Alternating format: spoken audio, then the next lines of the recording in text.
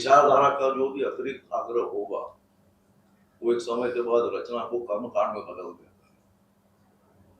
और उसी तरह किसी रचना में अगर कलात्मकता का अतिरेक हुआ, ज्यादा उसमें कलाकारी दिखाने की कोशिश हुई, वो नक्काशी में बदल जाती है।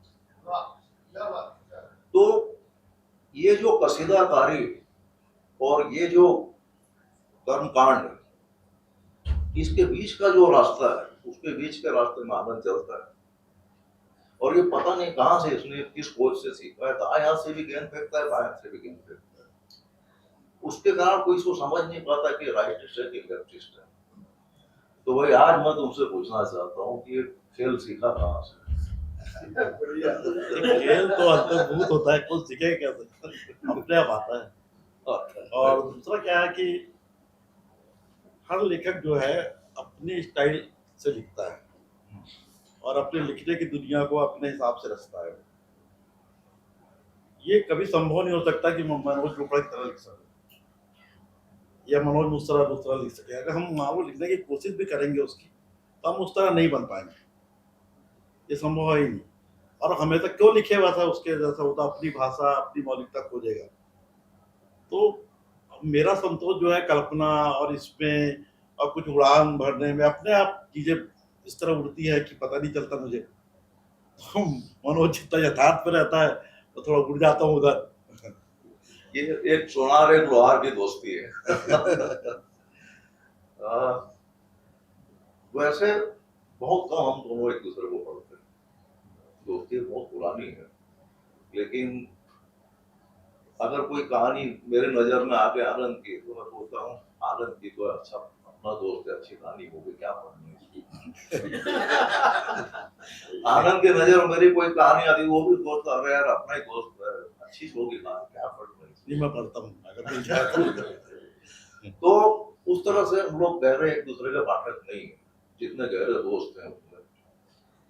लेकिन ये किताब आनंद ने मुझे भेजी देखना, तो मैंने पढ़ी किताब और ये दावे के साथ कह सकता हूँ कि प्लेटफॉर्म के जीवन का, प्लेटफॉर्म के भिखारियों का, या उस तरह से कचरे में फेंक दिए गए मनुष्य का इतनी गहराई से देखना पहले कभी हुआ नहीं।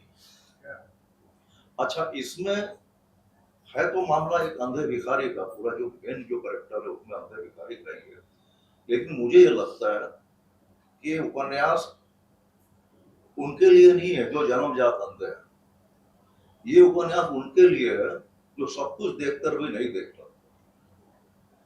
वो ये देखना ही नहीं चाहते कि एक तरफ हमारे देश की इकोनॉमी $5 ट्रिलियन की तरफ जा रही है और दूसरी तरफ प्लेटफॉर्म में भीख मांगने वालों की तादाद लगातार बढ़ती जा रही है। अच्छा, ये सिर्फ इस बात तक के सीमित नहीं है मामला कि प्लेटफॉर्म पर भिखारी बढ़ते जा रहे हैं। एक संकेत और जो बड़ा संकेत है इसमें, आने वाले दौर के जो संभावित भिखारी है उसके तरफ भी एक इशारा है उपन्यास में, जो मैं उस एक छोटा सा अंश उसमें पढ़ के आपको बता रहा हूँ। तो देखना पे बोला नहीं। जनरल डब्बे ट्रेन में अब कम रह गए थे, इसलिए ठठाठस भरे रहते थे। इन ठसाठस भरे डब्बों में भिखारी भी बहुत कम ही भीख मांगते थे। वे आमतौर पर इन डब्बों को छोड़ देते थे कि यहाँ मेहनत और झिकझिक अधिक थी और भीख कम थी। कई बार जनरल डिब्बे की भीड़ को देखकर लगता था कि यह पूरी भीड़ भी भीख मांगने जा रही है। यह भीड़ भिखारियों से बस थोड़ी सी ऊपर थी, बस इतनी कि भीख नहीं मांग रही थी बल्कि मेहनत मजदूरी कमा रही थी। मजदूरी न मिले और भूख इतनी जग जाए कि असहनीय हो जाए तो यह भीड़ कभी भी भीख की ओर फिसल सकती थी। ये बहुत बड़ा इशारा है आने वाले समय का। अच्छा, एक जैसे जयशंकर जी ने अपनी बात में कही थी कि ये कथाकार पे ये नहीं पूछना चाहिए कि कहानी के अलावा वो क्या सोचता है, उसकी कथा ही वो सब कुछ कहती है। लेकिन मैं आनंद से एक राइटर के रूप में नहीं, एक जागरूक नागरिक के हैसियत से पूछना चाहता हूँ, अभी जो हमारी इकोनॉमी जा रही है जिस दिशा में, तो क्या सोचते हो? अभी क्या ये जो हमारी अभी की जो अर्थव्यवस्था है, वो जिस दिशा में जा रही है, तुमको क्या लगता है कि ये जो भिखारी जो प्लेटफॉर्म पर भी बढ़े हैं, वो हमारी मौजूदा अर्थव्यवस्था के कारण बढ़े हैं, या आने वाले दिनों में जो और बढ़ेंगे, जो उसमें संकेत मिल रहा है उपन्यास में, तो उस क्योंकि अगर भिखारी बढ़ रहे हैं समाज में, तो आखिर में तो अर्थव्यवस्था का दोष है। उपन्यास तो ये संकेत दे रहा है, लेकिन मैं एक नागरिक के हैसियत से पूछना चाहता हूँ कि कुल मिलाकर ये हो जाता ये अर्थव्यवस्था का ही दोष है। ये जो हमारी अर्थव्यवस्था है, ये पूरे विश्व की जो अर्थव्यवस्था है, आप देखें तो अमेरिका में भी भिखारी बहुत है। ऐसा नहीं है कि वहाँ भिखारी नहीं, जिसको आप बहुत बड़ा मतलब संपन्न देश मानते हैं, वहाँ भी है। असल में हम लोगों से, हमारे यहाँ जिस तरह से धान, ये चावल, जिस तरह से राजनीतिक पार्टियां चीजें बांट रही हैं, और कि फ्री में उनको चावल मिल रहा है, फ्री, वो काम नहीं कर रहे हैं, कुछ वो चावल बेच के शराब भी पी दे रहे हैं। मतलब निकम्मे ही हम एक ऐसी भीड़ तैयार कर रहा है जो कोई काम नहीं करे, और जिस दिन ये उसको छीनेंगे, जो ये वोट के लिए कर रहा है, जिस दिन उसको छीन लेंगे, आप भिखारी बन जाओगे। अर्थव्यवस्था भी यही कर रही है। आप देखिए सारा कुछ, जैसे सियाराम जी बोल रहे थे, शेयर मार्केट, शेयर का वो खेल हो गया। पहले जो तो टाटा का उन्होंने उदाहरण दिया, अच्छा सोचते थे, पर अभी क्या है, अंबानी और अडानी जैसे जो आए हैं, इनका पूंजीवाद जो है सब चीज सारी सरकारी चीजों खरीद रहा है।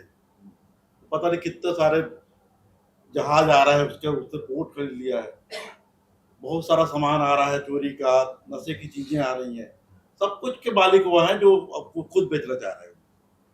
तो हमारा जो आम नागरिक है, जो नीचे तबके का आदमी है, उसके लिए बहुत गुंजाइश बची नहीं, उसके हाथ में कुछ बचा ही नहीं। आप देखो हड़ताल ही नहीं होती, कहाँ हो रहा है। तो मेरे ख्याल से स्थिति तो बहुत ही खराब है, पहले से ज्यादा भयावह स्थिति। जो इशारा शर्मा जी ने किया था इन संसाधनों के लूट के पीछे, जो औद्योगिक पूंजीवाद है वो खत्म हुआ, उसकी जगह वित्तीय पूंजीवाद या बाजारू पूंजीवाद, ये सब चीजें तो आई है, और ये पूरी दुनिया में है। संसाधनों की लूट भी पूरी दुनिया में, ये भी सच है। और लेखक एक सिर्फ प्रति संसार खड़ा कर सकता है, वो क्या कर सकता है? लिखना तो असल में आत्मसंतोष के लिए होता है। हिंदी में लिखना वो पूरी तरह आत्मसंतोष के लिए लिखना होता है। हिंदी का कोई पाठक तो उस तरह होता नहीं है, आप यही देख लीजिए। अब वो क्या है कि पाठक, आपके पड़ोसी भी आपका पाठक नहीं है, आपके घर में आपको कोई नहीं पढ़ता है। मतलब जब तक हिंदी, पता नहीं कैसे स्वांतर सुखा वाला मामला है, इसमें कुछ ज्यादा मुझे लगता नहीं। मैं कभी भी लिखता, मैं कभी पाठक की कल्पना ही नहीं करता।